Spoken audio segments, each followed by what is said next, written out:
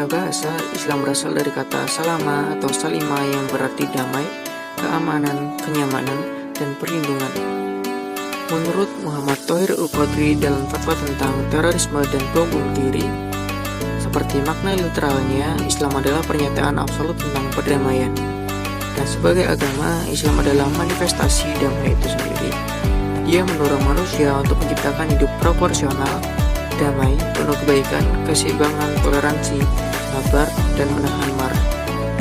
Dari kata salimah menjadi selamu, selamat, dan selamatan, serta kata turunannya yang di dalam Al-Quran menjelaskan bahwa setiap kata berasal serta terkonjungsi dari kata Islam.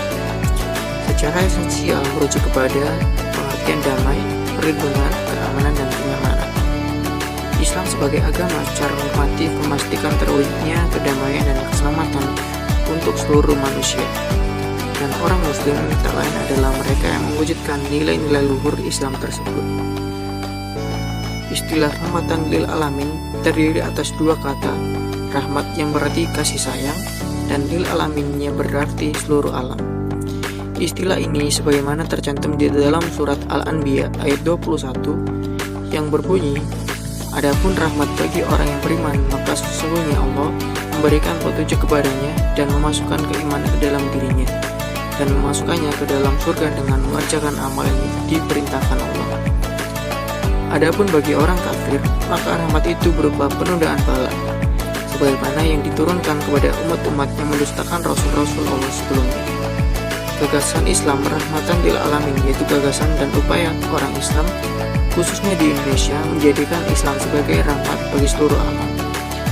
Bukan hanya keselamatan bagi manusia, tetapi juga untuk alam lainnya. Yang diselamatkan adalah hablum minallah, hablum minan nas, dan hablum minal alam. Keselamatan manusia tidak ada artinya jika alam tidak dalam keselamatan. Makanya Islam yang menyelamatkan adalah Islam yang memberikan keselamatan bagi semuanya. Gagasan Islam rahmatan lil alamin juga mengembangkan pola hubungan antar manusia yang pluralis atau relasi tanpa memandang suku, bangsa, agama, ras, atau lainnya, dan humanis, dialogis, dan toleran, serta mengembangkan pemanfaatan dan pengelolaan alam dengan rasa kasih sayang. Ukhuwah Islamiyah adalah adanya persaudaraan antara sesama umat Islam. Di dalam Al-Quran dan hadis menunjukkan bahwa hal tersebut merupakan sesuatu yang perlu diperhatikan oleh kaum muslimin. Ukhuwah Islamiyah merupakan suatu ikatan akidah yang dapat menyatukan hati semua umat Islam. Walaupun tanah tumpah darah mereka berjauhan, bahasa dan bangsa mereka berbeda, sehingga setiap individu umat Islam senantiasa terikat antara satu sama lainnya, membentuk suatu bangunan umat yang kokoh. Oleh karena itu, ukhuwah Islamiyah merupakan landasan utama untuk membangun masyarakat yang ideal, yang kita idam-idamkan dan kita upayakan agar dapat terwujud.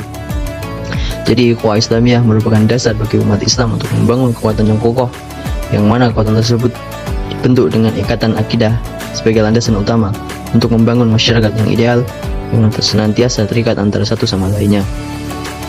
Ukhuwah Islamiyah juga mendidik para pelakunya untuk saling menolong dan saling melengkapi, serta ukhuwah itu juga akan mendidik para pelakunya menjadi pribadi yang peduli dan memahami serta merasakan keadaan saudaranya. Jika saudaranya dalam keadaan senang, maka dia pun akan merasa senang. Jika saudaranya dalam keadaan susah, maka dia pun akan bersedih.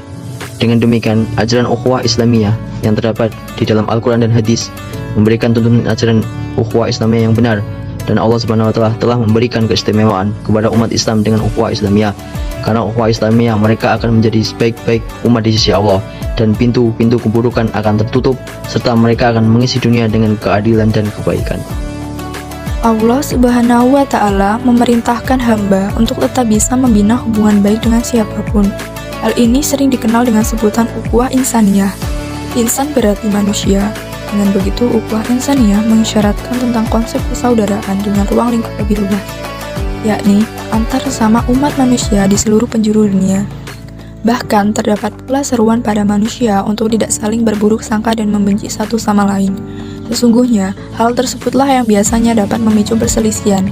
Allah Subhanahu wa Ta'ala sangat membenci segala bentuk perseteruan. Oleh karena itu, penting bagi kita terutama umat muslim untuk dapat selalu menjaga hubungan baik dengan siapapun dan dimanapun. Hal inilah yang dapat memperkokoh tali silaturahmi antar sesama.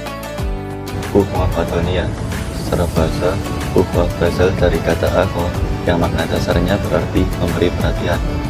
Arti akho kemudian berkembang menjadi saudara atau kawan. Sedangkan Watoniyah, waton artinya tanah air, tempat kelahiran, tanah tumpah darah, atau kampung halaman. Sehingga ukhuwah Watoniyah yakni saudara dalam arti sebangsa walaupun tidak seagama atau satu suku. Melalui jalinan ukhuwah Watoniyah atau persaudaraan sebangsa dan setanah air akan lahir kecintaan terhadap tanah air, dan dari kecintaan atas tanah air itu akan muncul upaya untuk membela eksistensi tanah air tersebut dari berbagai bentuk ancaman, baik yang datang dari luar maupun dari dalam. Topik mengenai persaudaraan ternyata sudah lebih dulu tertulis dalam kitab Al-Quran, dalam surah Al-Hujurat ayat 10, yang artinya orang-orang beriman itu sesungguhnya bersaudara. Sebab itu damaikanlah, perbaikilah hubungan antara kedua saudaramu itu, dan takutlah terhadap Allah, supaya kamu mendapat rahmat. Pada ayat tersebut sangat jelas sekali bahwa Al-Quran telah memberi pedoman paling paripurna dalam mengatur segala detail kehidupan umat manusia.